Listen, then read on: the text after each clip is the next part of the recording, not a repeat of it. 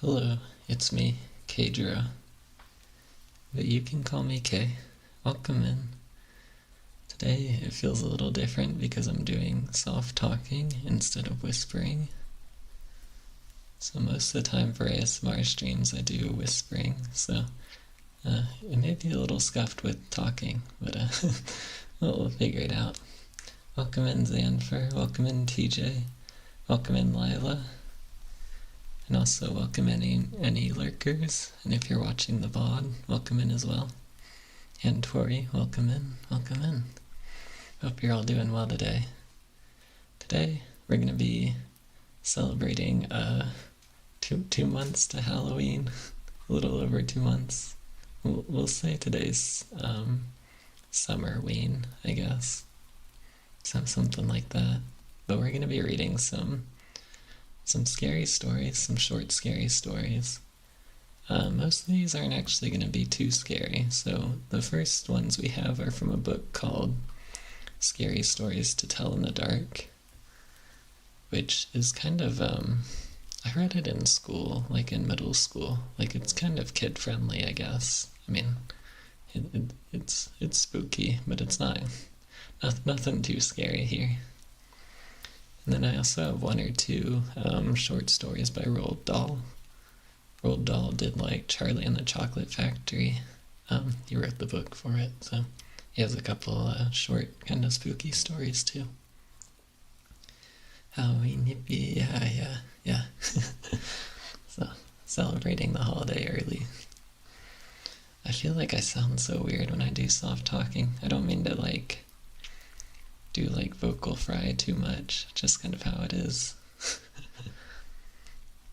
But we'll go ahead and get started. So first up is a story called The White Wolf. Okay. The timber wolves around French Creek had gotten out of hand. There were so many wolves, the farmers could not stop them from killing their cattle and sheep, so the state put a bounty on them. It would pay a hunter $10 for every wolf pelt he turned in. A butcher in town named Bill Williams thought that was pretty good money. He stopped working as a butcher and started killing wolves. He was good at it. Every year, he killed over 500 of them. That came to more than $5,000. It was quite a bit of money in those days. After 4 or 5 years, Bill had killed so many wolves, there were hardly any left in that area. So he retired, and he vowed never to harm another wolf, because wolves had made him rich. Then one day, a farmer reported that a white wolf had killed 2 of his sheep. He had shot at it and hit it, but the bullets didn't have any effect. Soon that wolf was seen all over the countryside, killing and running, but nobody could stop it. One night it came into Bill's yard and killed his pet cow. Bill forgot about his decision never to harm another wolf. He went into town the next morning and bought a young lamb for bait. He took it out into the hills and tied it to a tree. Then he backed off about 50 yards and sat down under another tree. With his gun in his lap, he waited. When Bill didn't come back, his friends started looking for him. Finally, they found the lamb. It was still tied to a tree. It was hungry, but it was alive. Then they found Bill. He was still sitting against the other tree, but he was dead. His throat had been torn open. But there was no sign of a struggle. His gun hadn't been fired, and there were no tracks in the soil around him. As for the white wolf, he was never seen again. Oh, what could have happened? What could have happened? Voice sounds deeper. Yeah, I have to talk especially deep when I'm talking soft.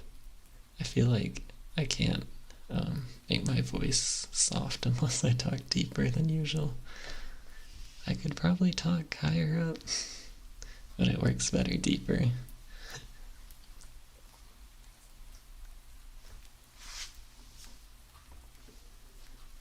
Alright, next up, we have the story of the girl who stood on a grave. Some boys and girls were at a party one night. There was a graveyard down the street, and they were talking about how scary it was. "Don't ever stand on a grave after dark," one of the boys said. "The person inside will grab you. He'll pull you under." "That's not true," one of the girls said. "It's just a superstition." "I'll give you $1 if you stand on a grave," said the boy. "A grave doesn't scare me," said the girl. "I'll do it right now." The boy handed her his knife. "Stick this knife in one of the graves," he said. "Then we'll know you were there." The graveyard was filled with shadows and was as quiet as death. "There's nothing to be scared of," the girl told herself, but she was scared anyway. She picked out a grave and stood on it. Then quickly she bent over and plunged the knife into the soil, and she started to leave, but she couldn't get away. Something was holding her back. She tried a second time to leave, but she couldn't move. She was filled with terror. "Something has got me," she screamed, and she fell to the ground. When she didn't come back, the others went to look for her. They found her body sprawled across the grave. Without realizing it, she had plunged the knife through her skirt and had pinned it to the ground. It was only the knife that held her. She had died of fright. What a way to go. What a way to go, accidentally trapping yourself. There's nothing scary at all.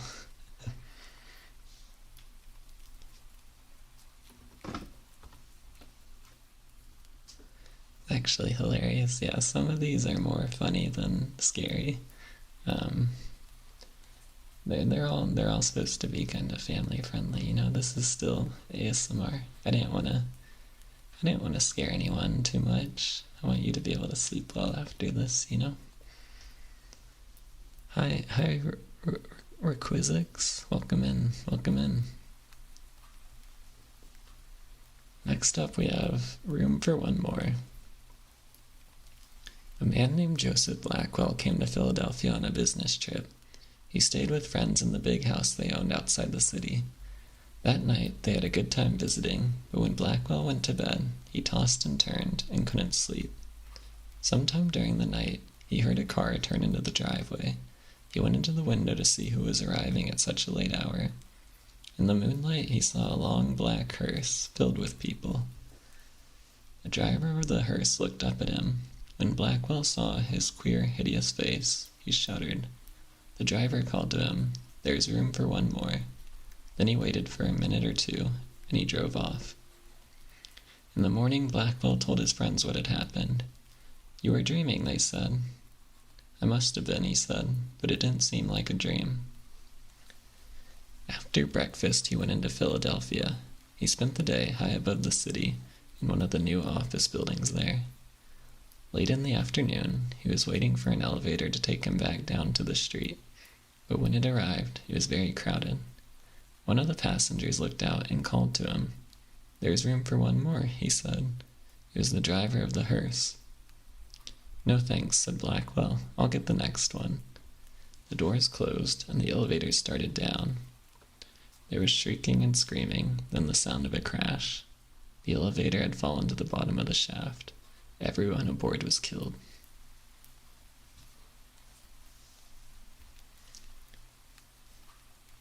I don't remember which of these specifically I read for school. I think we read a couple of them, but some of these are darker than I remember. I did read through these before stream to kind of get a good idea of which ones I'd enjoy reading. But it seems kind of wild to read in middle school. But I guess at that point we Harry Potter, Hunger Games, and stuff were big, so it's not any more violent than that.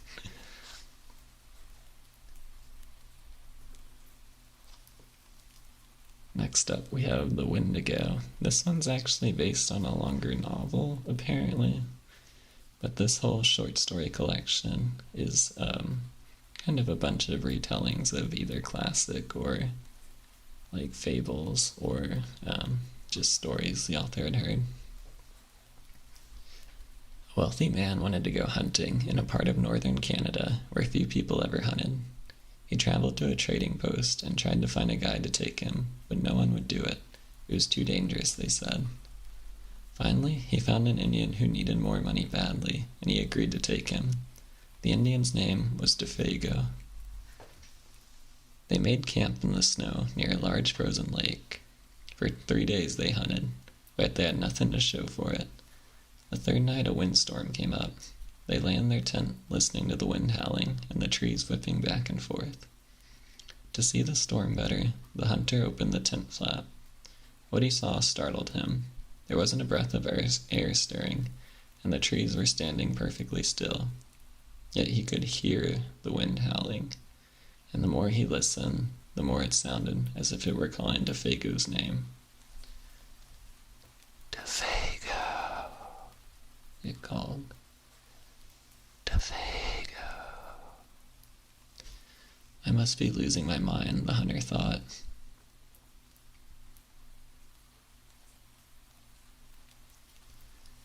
But Defago had gotten out of his sleeping bag. He was huddled in a corner of the tent, his head buried in his arms. "What's this all about?" the hunter asked. "It's nothing," Defago said. But the wind continued to call to him, and Defago became more tense and more restless. Defago, it called.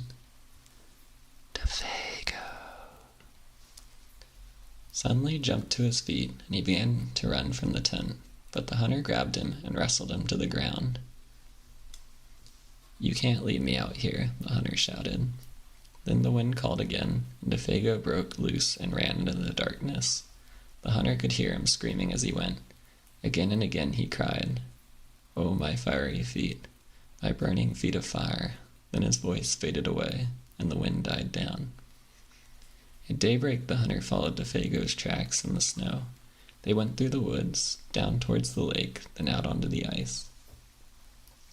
But soon he noticed something strange.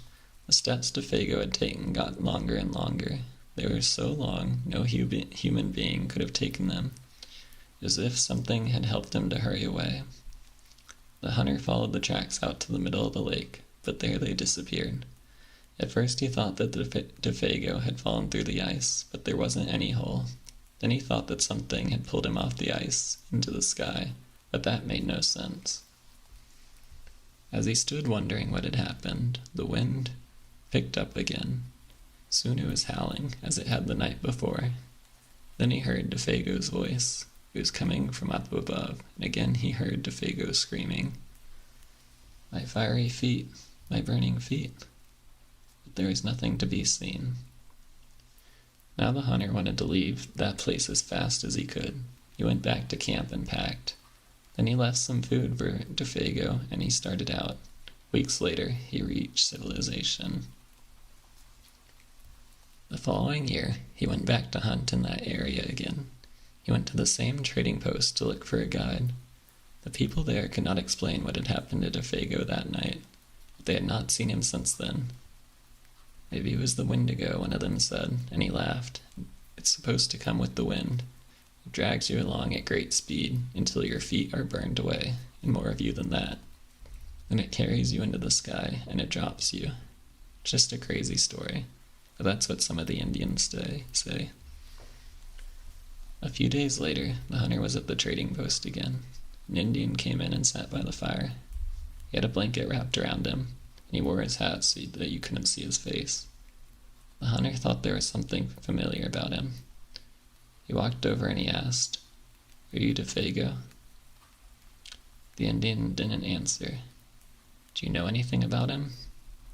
No answer. He began to wonder if something was wrong, if the man needed help, but he couldn't see his face. "Are you all right?" he asked. No answer. To get a look at him, he lifted the Indian's hat. Then he screamed. There was nothing under the hat but a pile of ashes.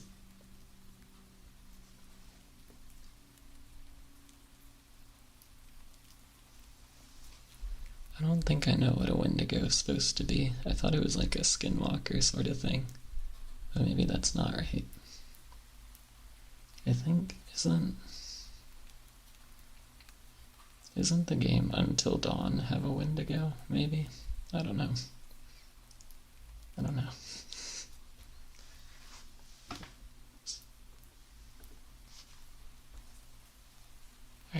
Next up, we have the story The Hook. Donald and Sarah went to the movies. Then they went for a ride in Donald's car. They parked up on a hill at the edge of town. From there, they could see the lights up and down the valley. Donald turned on the radio and found some music, but an announcer broke in with a news bulletin. A murderer had escaped from the state prison. He was armed with a knife and was headed south on foot. His left hand was missing. In its place, he wore a hook. "Let's roll up the windows and lock the doors," said Sarah. "That's a good idea," said Donald. "That prison isn't too far away," said Sarah. "But maybe we should really go home." "But it's only 10 o'clock, said Donald. "I don't care what time it is," she said. "I want to go home." "Look, Sarah," said Donald, "he's not going to climb all the way up here. Why would he do that? Even if he did, all the doors are locked. How could he get in?" "Donald, he could take that hook and break through a window and open a door," she said. "I'm scared. I want to go home." Donald was annoyed. "Girls always are afraid of something," he said. As he started the car, Sarah thought she heard someone or something scratching at her door. "Did you hear that?" she asked as they roared away. "It sounded like somebody was trying to get in." "Oh, sure," said Donald. Soon they got to her house. "Would you like to come in and have some cocoa?" she asked. "No," he said. "I've got to go home." He went around to the other side of the car to let her out. Hanging on the door handle was a hook. I think I remember this one. Yeah, I don't think we read this one in school, but I remember when we had some extra free time, I'd just look through some of the stories. I did remember this one, like The Hook. Good stories for spooky star system. Yeah. Some lighthearted spooky stories. Let's see, the next one. The next one, I definitely remember this one. I'll talk a bit more after we finish it, though. Remember that one scaring the crap out of me as a kid? Yeah. Like, in hindsight, it's not that scary. But definitely as a kid, you have, a more active imagination, right? So you kind of, fill in some details of your own of, the worst that could happen kind of thing. This next story is called High Beams. The girl driving the old blue sedan was a senior at the high school. She lived on a farm about 8 miles away and used the car to drive back and forth. She had driven into town that night to see a basketball game. Now she was on her way home. As she pulled away from the school, she noticed a red pickup truck following her out of the parking lot. A few minutes later, the truck was still behind her. "I guess they're going in the same direction," she thought.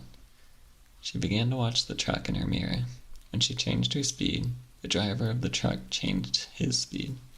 When she passed a car, so did he. Then he turned on his high beams, flooding her car with light. He left them on for almost a minute. He probably wants to pass me, she thought, but she was becoming uneasy. Usually she drove home over a back road. Not too many people went that way. But when she turned onto that road, so did the truck. I've got to get away from him, she thought, and she began to drive faster.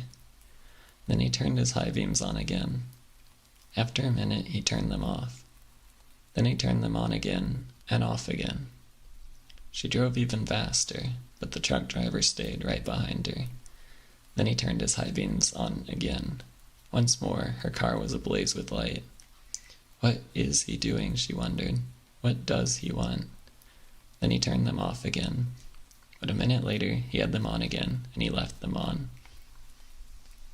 At last she pulled into her driveway, and the truck pulled in right behind her. She jumped from the car and ran into the house. "Call the police," she screamed at her father.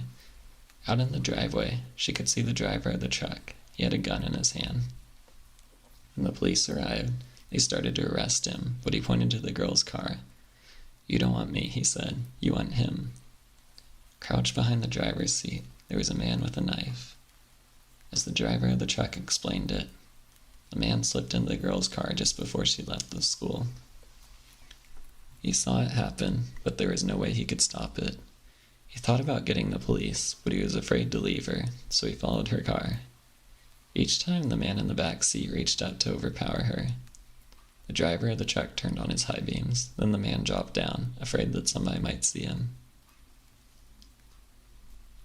Yeah, this one I remember as a kid. It still, for some reason, sticks with me a lot, like especially when I'm driving alone at night. I kind of think of it. Like, I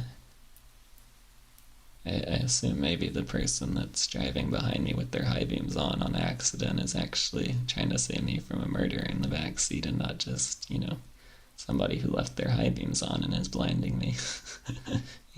Like to look on the bright side of it. That's good, yeah. I like some of the more realistic kind of stories too. Hi Flandera, welcome in.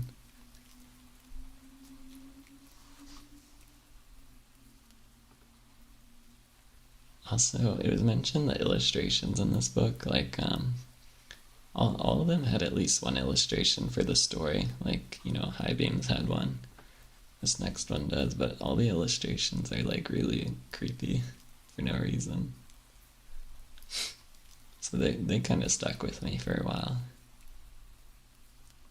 But next up, we have the babysitter. It was 9 o'clock in the evening. Everybody was sitting on the couch in front of the TV. There were Richard, Brian, Jenny, and Doreen, the babysitter. The telephone rang. "Maybe it's your mother," said Doreen. She picked up the phone. Before she could say a word, a man laughed hysterically and hung up. "Who was it?" asked Richard. "Some nut," said Doreen. "What did I miss?" At 9:30, the telephone rang again. Doreen answered it. It was the man who had called before. "I'll be there soon," he said, and he laughed and hung up. "Who was it?" the children asked. "Some crazy person," she said. About 10 o'clock, the telephone rang again. Jenny got to it first. "Hello," she said. It was the same man. "1 more hour," he said, and he laughed and hung up. He said 1 more hour. What did he mean? Asked Jenny. "Don't worry," said Doreen. "Somebody fooling around."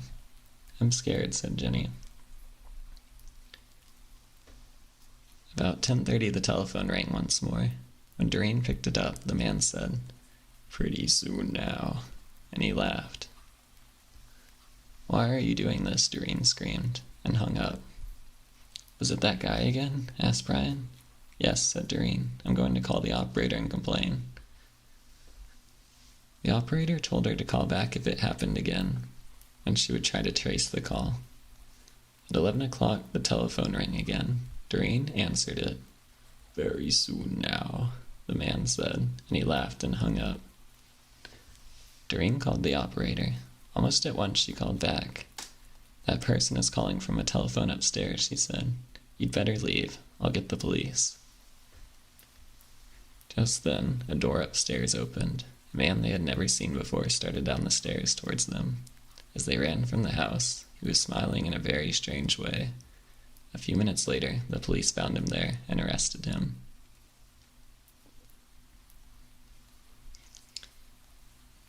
This one's not, super scary, but I do kind of like the, calls coming from inside the house kind of vibe, It's a good thing I live in an apartment and don't have an upstairs for an axe murderer to hide in. Oh, hell yeah. Would be so scared I'm a babysitter. Yeah, I can't imagine. It's all good. I'm safe. There's no upstairs. Well, there is an upstairs neighbor, I guess. So I guess the axe murderer could be hiding in my upstairs neighbor's apartment. But he wouldn't be able to get into my door then. I'm safe.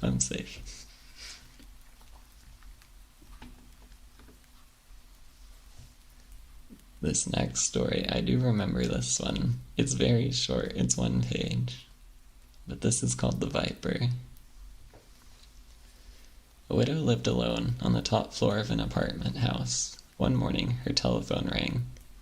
"Hello," she said. "This is the viper," a man said. "I'm coming up." Somebody is fooling around, she thought, and hung up. A half hour later, the telephone rang again. It was the same man. "It's the viper," he said. "I'll be up soon." The widow didn't know what to think, but she was getting frightened. Once more, the telephone rang. Again, it was the viper. "I'm coming up now," he said. She quickly called the police. They said they would be right over. When the doorbell rang, she sighed with relief. Here they are, she thought. When she opened the door, there stood a little old man with a bucket and a cloth.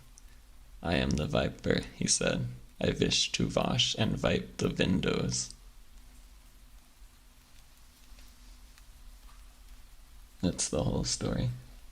It's just, he's come to wash and wipe the windows. It's not scary. This one's just funny. Some of the stories are just funny in this book. Yeah, I do remember reading this in school for some reason. Like, our teacher read this to us. I don't know why this one specifically, but it's kind of fun. Bro just wants to clean. Yeah, he was hired for a job. He was just trying to be, a good cleaner. Okay, that's all of the scary stories to tell in the dark I have for today. But I do have a story by Roald Dahl up next. So this one, I actually think I read this in school too. Oh, let me pull it up. You might hear my mouse. I think I read this one in school too, because I remember bits and pieces of it, but not all of it. Wish the viper would have visited my last apartment. The windows were so dirty. Yeah, I guess apartments might sometimes hire somebody to do the outside windows, but I don't know how to clean the outside of my windows. Because I'm not on the ground floor. I don't think it's possible. But this one's a bit of a longer story. So, I might be talking a lot. Let me drink a little bit of water real quick before we start. Apologies if you can hear me, swallow.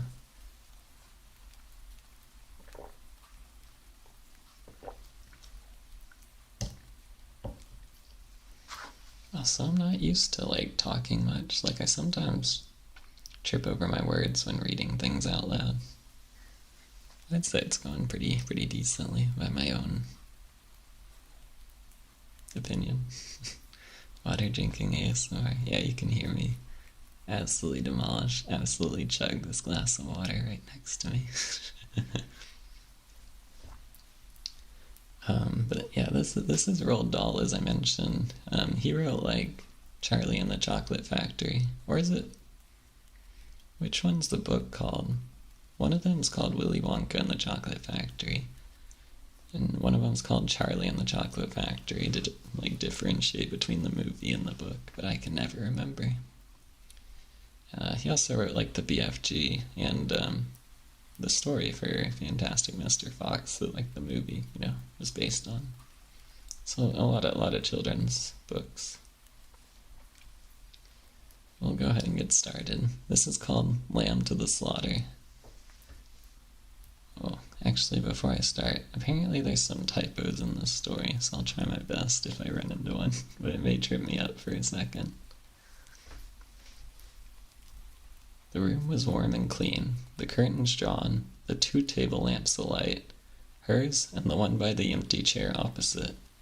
On the sideboard behind her, 2 tall glasses, soda water, whiskey, fresh ice cubes in the thermos bucket. Mary Maloney was waiting for her husband to come home from work. Now and again she would glance up at the clock, but without anxiety, merely to please herself, with the thought that each minute gone by made it nearer the time he would come. There was a slow, smiling air about her, and about everything she did. The drop of a head, as she bent over her sewing, was curiously tranquil. Her skin, for this was her 6th month with child, had acquired a wonderful, translucent quality. The mouth was soft, and the eyes, with their new placid look, seemed larger, darker than before. When the clock said 10 minutes to 5, she began to listen, and a few moments later, punctually as always, she heard the tires on the gravel outside, and the car door slamming, the footsteps passing the window, the key turning in the lock. She laid aside her sewing, stood up, and went forward to kiss him as he came in. "Hello, darling," she said. "Hello, darling," he answered. She took his coat and hung it in the closet. Then she walked over and made the drinks, a strongish one for him, a weak one for herself. And soon she was back again in her chair with the sewing, and he in the other, opposite, holding the tall glass with both hands, rocking it so the ice cubes tinkled against the side. For her, this was always a blissful time of day. She knew he didn't want to speak much until the first drink was finished, and she, on her side, was content to sit quietly, enjoying his company after the long hours alone in the house. She loved to luxuriate in the presence of this man, and to feel almost as a sunbather feels the sun, that warm male glow that came out of him to her when they were alone together. She loved him for the way he sat loosely in a chair, for the way he came in a door, or moved slowly across the room with long strides. She loved intent, far look in his eyes, when they rested in her, the funny shape of the mouth, and especially the way he remained silent about his tiredness, sitting still with himself until the whiskey had taken some of it away. "Tired, darling?" "Yes," he said, "I'm tired." And as he spoke, he did an unusual thing. He lifted his glass and drained it in one swallow, although there was still half of it, at least half of it left. She wasn't really watching him, but she knew what he had done, because she heard the ice cubes falling back against the bottom of the empty glass when he lowered his arm. He paused a moment, leaning forward in the chair. Then he got up and went slowly over to fetch another himself. "I'll get it," she cried, jumping up. "Sit down," he said. When he came back, she noticed that the new drink was dark amber, with the quantity of whiskey in it. "Darling, shall I get your slippers?" "No." She watched him as he began to sip the dark yellow drink, and she could see little oily swirls in the liquid because it was so strong. "I think it's a shame," she said, "that when a policeman gets to be as senior as you, they keep him walking about on his feet all day long." He didn't answer, so she bent her head again and went on with her sewing. But each time he lifted the drink to his lips, she heard the ice cubes clinking against the side of the glass. "Darling," she said, "would you like me to get you some cheese? I haven't made any supper because it's Thursday." "No," he said.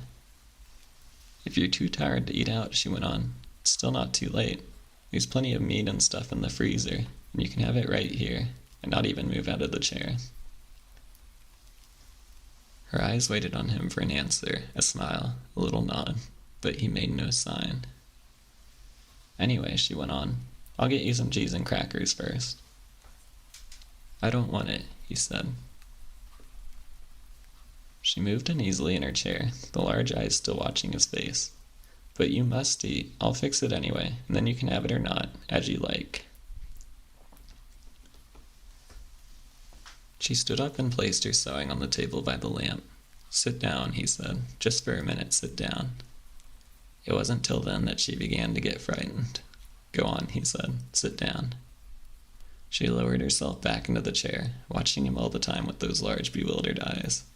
He had finished the second drink and was staring down into the glass, frowning. "Listen," he said.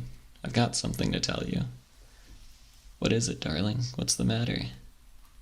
He had now become absolutely motionless, and he kept his head down so that the light from the lamp beside him fell across the upper part of his face, leaving the chin and mouth in shadow. She noticed there was a little muscle moving near the corner of his left eye. "This is going to be a bit of a shock to you, I'm afraid," he said. but I've thought about it a good deal, and I've decided the only thing to do is tell you right away. I hope you won't blame me too much." And he told her. It didn't take long, 4 or 5 minutes at most, and she said very little still through it all, watching him with a kind of dazed horror as he went further and further away from her with each word.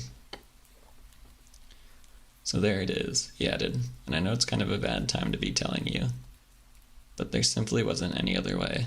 Of course I'll give you money and see you're looked after, but there needn't really be any fuss. I hope not, anyway. It wouldn't be very good for my job." Her first instinct was to not believe any of it, to reject it all. It occurred to her that perhaps he hadn't even spoken, that she herself had imagined the whole thing. Maybe if she went about her business and acted as though she hadn't been listening, then later, when she woke up again, she might find none of it had ever happened. "I'll get the supper," she managed to whisper, and this time he didn't stop her. When she walked across the room, she couldn't feel her feet touching the floor. She couldn't feel anything at all, except a slight nausea and a desire to vomit. Everything was automatic now. Down the steps to the cellar, the light switch, the deep freeze, the hand inside the cabinet taking hold of the first object it met. She lifted it out and looked at it.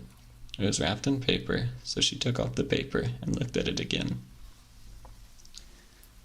A leg of lamb. All right then, they would have lamb for supper. She carried it upstairs, holding the thin bone end of it with both her hands, and as she went through the living room, she saw him standing over by the window with his back to her, and she stopped. "For God's sake," he said, hearing her, but not turning round, "don't make supper for me. I'm going out." At that point, Mary Maloney simply walked up behind him, without any pause. She swung the big frozen leg of lamb high in the air and brought it down as hard as she could on the back of his head. She might just as well have hit him with a steel club. She stepped back a pace, waiting, and the funny thing was that he remained standing there for at least 4 or 5 seconds, gently swaying. Then he crashed to the carpet.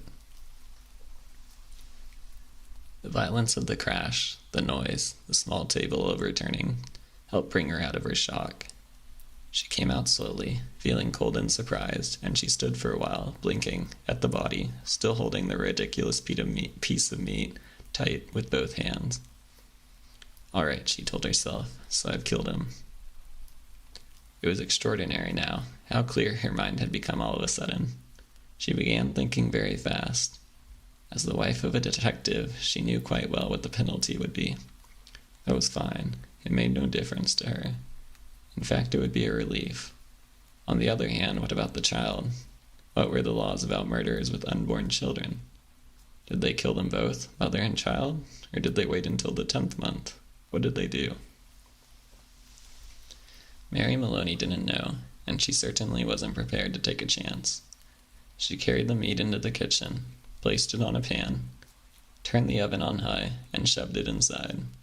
Then she washed her hands and ran upstairs to the bedroom. She sat down before the mirror, tidied her hair, touched up her lopsided face. She tried to smile, came out rather peculiar. She tried again. "Hello, Sam," she said brightly, aloud. The voice sounded peculiar, too. "I want some potatoes, please, Sam." "Yes, and I think a can of peas." That was better. Both the smile and the voice were coming out better now. She rehearsed it several times more. Then she ran downstairs, took her coat, went out the back door, down the garden, into the street. It wasn't 6 o'clock yet, and the lights were still on in the grocery shop.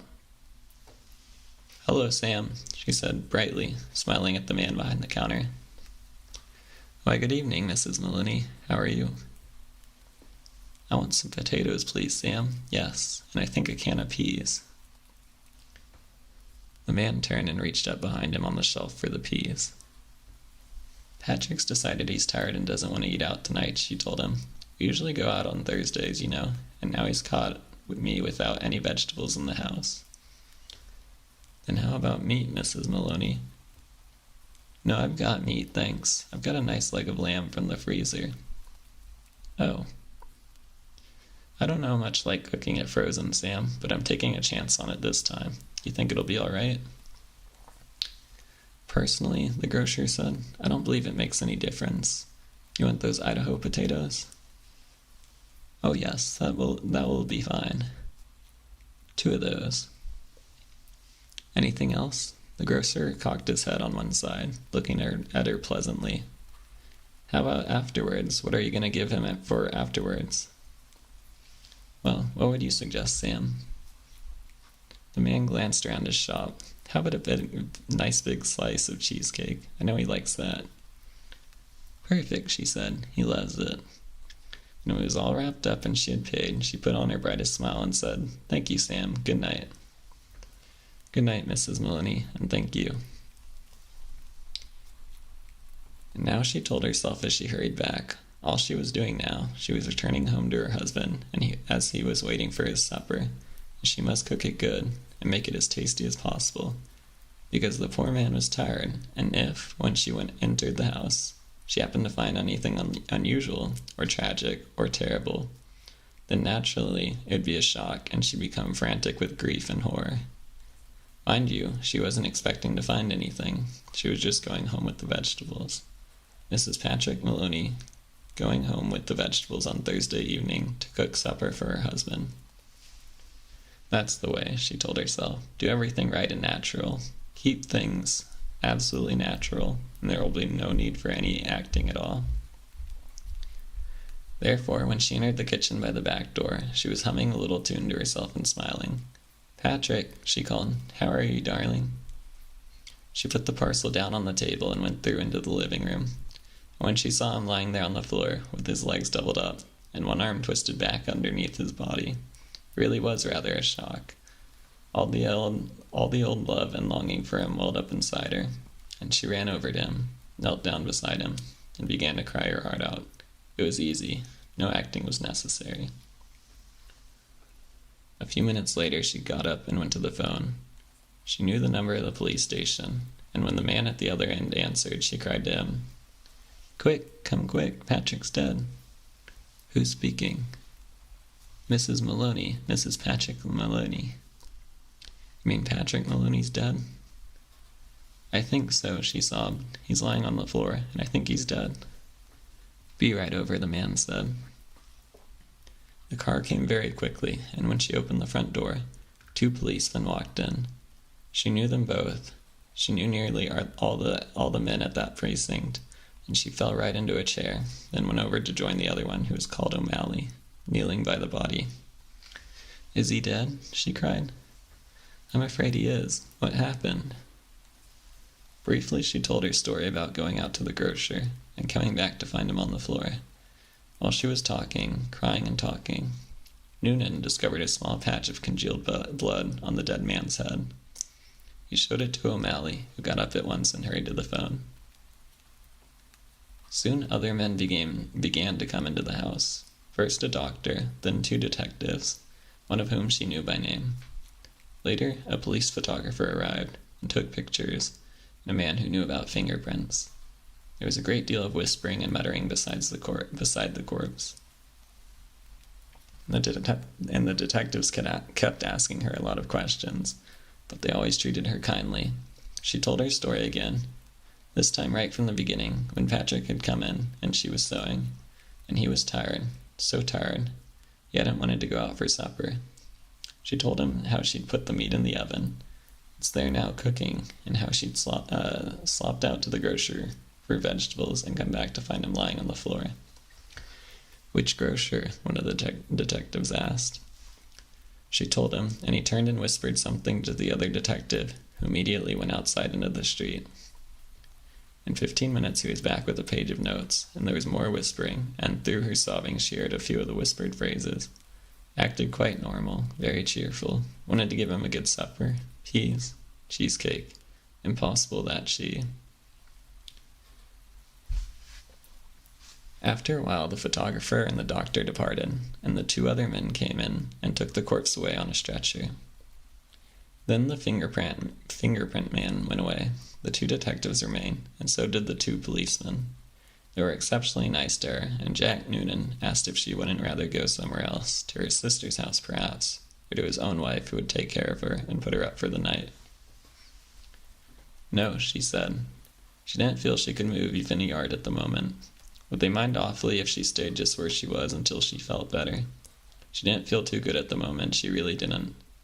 And hadn't she better lie down on the bed? Jack Noonan asked. No, she said. She'd like to stay right where she was, in this chair. A little later, perhaps, when she felt better, she would move. So they left her there while they went about their business, searching the house. Occasionally one of the detectives asked her another question. Sometimes Jack Noonan spoke at her gently as he passed by.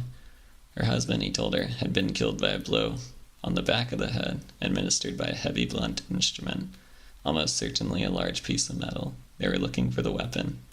The murderer may have taken it with him, but on the other hand, he may have thrown it away or hidden it somewhere on the premises.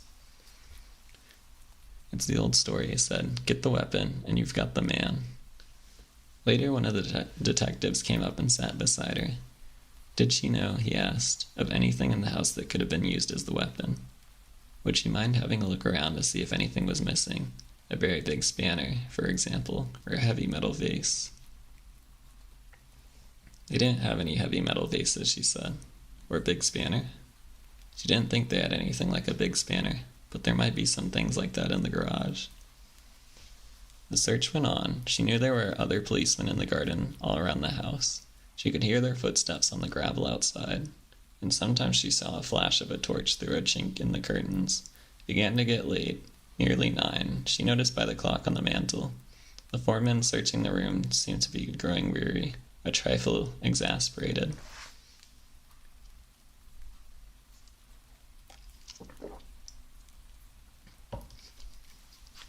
Jack, she said, the next time Sergeant Noonan went by, would you mind giving me a drink? Sure, I'll give you a drink. You mean this whiskey? Yes, please, but just a small one. It might make me feel better. He handed her the glass. Why don't you have one yourself, she said. You must be awfully tired. Please do. You've been very good to me. Well, he answered, it's not strictly allowed, but I might just take a drop to keep me going.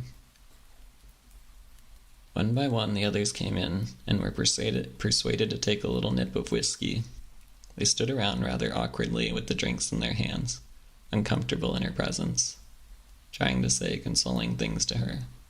Sergeant Noonan wandered into the kitchen, came out quickly and said, Look, Mrs. Maloney, you know that oven of yours is still on, and the meat is still inside. Oh dear me, she cried, so it is. I better turn it off for you, hadn't I? Will you do that, Jack? Thank you so much. When the sergeant returned the second time, she looked at him with her large, dark, tearful eyes. Jack Noonan, she said. Yes? Would you do me a small favor, you and the others? We can try, Mrs. Maloney. Well, she said, here you all are, and good friends of dear Patrick's, too, and helping to catch the man who killed him. You must be terribly hungry by now because it's long past your supper time. And I know Patrick would never forgive me, God bless his soul, if I allowed you to remain in this house without offering you decent hospitality. Why don't you eat up that lamb that's in the oven? It'll be cooked just right by now. Wouldn't dream of it, Sergeant Noonan said. Please, she begged, please eat it. Personally, I couldn't tough a thing, certainly not what's been in the house when he was here. But if it's all right for you, it'd be a favor for me if you'd eat it up. Then you can go on with your work again afterwards.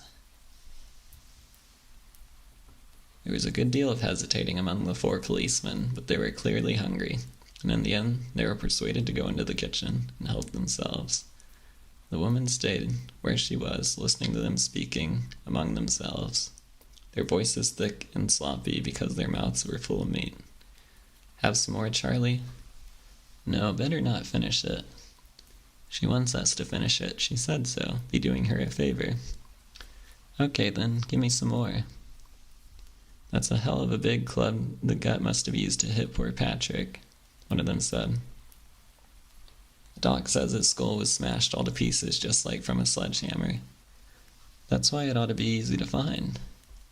Exactly what I say. whoever done it, they're not going to be carrying a thing like that around with them any longer than they need. One of them belched. Personally, I think it's right here on the premises. Probably right under our very noses. What do you think, Jack? And in the other room, Mary Maloney began to giggle.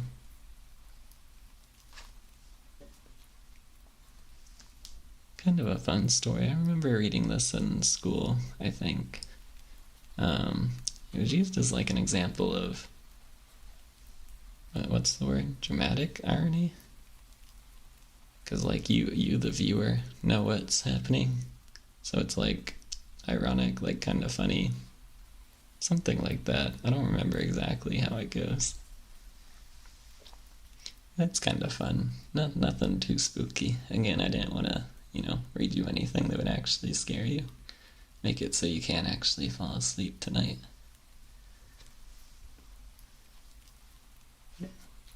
Those are all the stories I had for tonight. But I hope you enjoyed. Just want to try something a little different today. Some story reading.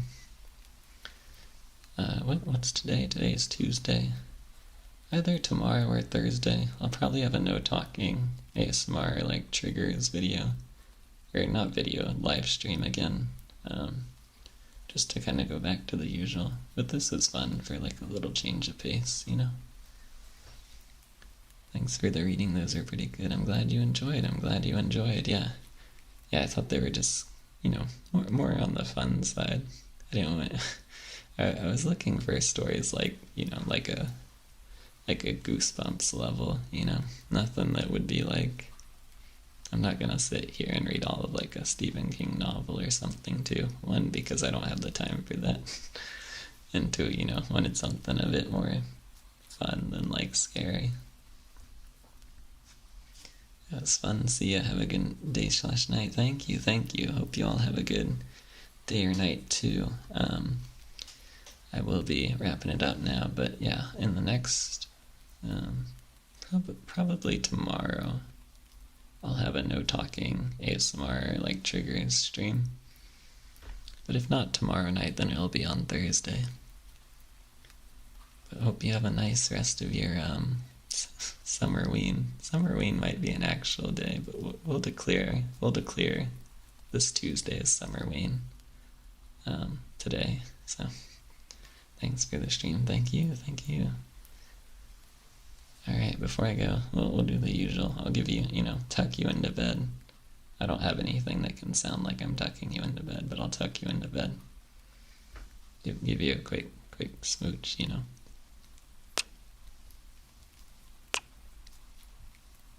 And hope you have a good rest of your day or night. Thank you. What's the phrase? Good night. Sleep tight. Don't let the bed bugs bite. Good night.